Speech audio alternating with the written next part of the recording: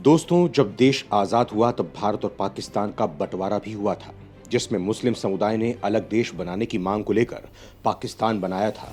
जो हिंदू और मुसलमान साथ रहते थे वो आपस में बंट गए। लेकिन दोस्तों, आपको बता दें कि भारत के इतिहास के मुताबिक यहाँ मुसलमान धर्म शुरू से नहीं था। ये काफी समय बाद यहाँ आया था। यहाँ वो पहले सिर्फ व्यापार के लिए ही आते थे, वो भी अरब देशों से।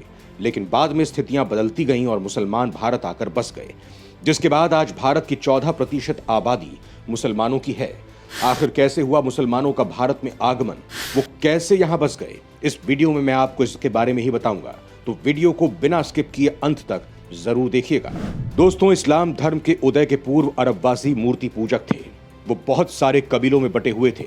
हर कबीले का एक नेता हुआ करता था। फिर 570 से 632 ईस्वी में मोहम्मद साहब का जन्म हुआ। तब उन्होंने इस्लाम नाम के नए धर्म की शिक्षा दी। इस धर्म ने अरब लोगों के अलावा विश्व के दूसरे भागों में रहने वालों के धार्मिक, राजनीतिक और सामाजिक जीवन को परिवर्तित कर दिया। इसकी धार्मिक पुस्तक कुरान है, जिसे हर मुसलमान से अपेक्षा की गई कि वो दिन में 5 बार नमाज पढ़े, रमजान के महीने में रोजा रखे और दान करें। मोहम्मद साहब द्वारा प्रचारित इस्लाम धर्म को समझना और उसका पालन करना सरल था। जल्द ही ये धर्म सारे अरब में फैल गया और इसने लड़ाकू प्रवृत्ति वाले कबीलों को संगठित किया। सन 632 ईस्वी में मोहम्मद साहब की मृत्यु के बाद मुसलमानों को धार्मिक और राजनीतिक नेतृत्व प्रदान करने का उत्तरदायित्व खलीफा को मिल गया। खलीफा अरबी भाषा का शब्द है जिसका अर्थ है नायाब। मोहम्मद साहब के उत्तराधिकारियों को यह पदवी दी गई। 632 से 661 ईस्वी के मध्य 4 खलीफा हुए। खलीफाओं के काल में इस्लाम धर्म का तेजी से प्रसार हुआ। जल्द ही इस्लाम धर्म एक बड़ी राजनीतिक सत्ता बन गया।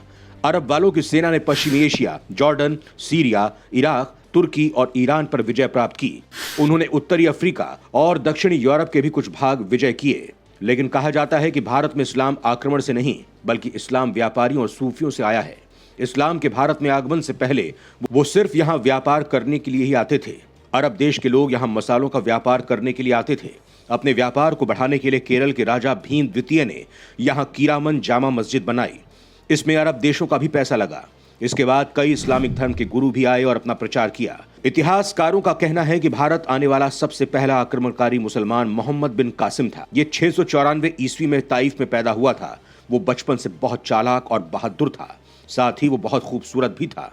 बताया जाता है कि सन 711 ईस्वी में स्पेन में मुसलमान दाखिल हुए थे। इसी साल यहाँ मुसलमानों के नागरिक जहाज को कुछ समुद्री लुटेरों ने बंधक बना लिया था, जिसे छुड़ाने की खातिर वो भारत आए।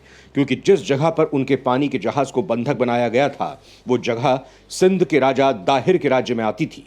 कूटनीतिक और राजनीतिक प्रयास असफल होने के बाद बगदाद के हज्जाज बिन यूसुफ ने 17 साल की उम्र में बिन कासिम को छोटी सेना के साथ राजा दाहिर से युद्ध के लिए भेजा।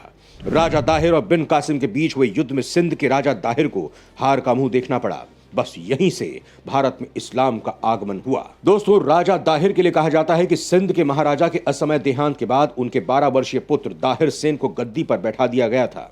राज्य की देखभाल उनके चाचा चंद्रसेन करते थे, लेकिन 6 साल बाद उनका भी देहांत हो गया। फिर राज्य की जिम्मेदारी 18 साल के दाहिर सेन पर आ गई। आज के बलूचिस्तान, ईरान, कराची और पूरे सिंध इलाके के राजा दाहिर सेन के अधीन ही आते थे। राजा दाहिर सेन एक प्रजावत्सल राजा थे और गौ रक्षक के रूप में उनकी ख्याति दूर दूर तक फैली हुई थी। यही देखकर ईरान के शासक हज्जाम ने अपने सेनापति मोहम्मद बिन कासिम को सिंध पर हमला करने के लिए भेजा था। कासिम ने देवल के किले पर कई आक्रमण किए, लेकिन राजा दाहिर सेन और उनकी सेना ने हर बार उसे पीछे धकेल दिया। सीधे लड़ाई में बार बार हारने पर कासिम ने धोखा दिया। 20 जून 712 ईस्वी को उसने सैकड़ों सैनिकों को हिंदू महिलाओं जैसा वेश पहना दिया। लड़ाई छिड़ने पर वो महिला वेशधारी सैनिक रोते हुए राजा दाहिर सेन के सामने आकर मुस्लिम सैनिकों से उन्हें बचाने की प्रार्थना करने लगे। राजा ने उन्हें अपने सैनिक टोली के बीच सुरक्षित स्थान पर भेज दिया और शेष महिलाओं की रक्षा के लिए तेजी से उस ओर आगे बढ़ गए जहां से रोने की आवाज आ रही थी। इसी दौरान दाहिर सेन अकेले पड़ गए। फिर उनके हाथी पर अग्निबाण चलाए गए। ये देखकर शत्रुओं ने राजा दाहिर को चारों ओर से घेर लिया और उन्हें मौत के घाट उतार दिया। भारत में पहला मुस्लिम राज अरब से आए आक्रमणकारी मोहम्मद बिन कासिम ने वर्ष 711 में सिंध में स्थापित किया था। और तब से लेकर वर्ष 1707 में औरंगजेब की मृत्यु तक भारत को कभी अरब, कभी तुर्की तो कभी मुगल शासकों की बर्बरता झेलनी पड़ी। बड़े पैमाने पर हिंदुओं का कत्लेआम 11वीं शताब्दी में शुरू हुआ। वर्ष 1001 से वर्ष 1026 तक महमूद गजनी ने भारत पर 17 बार आक्रमण किए।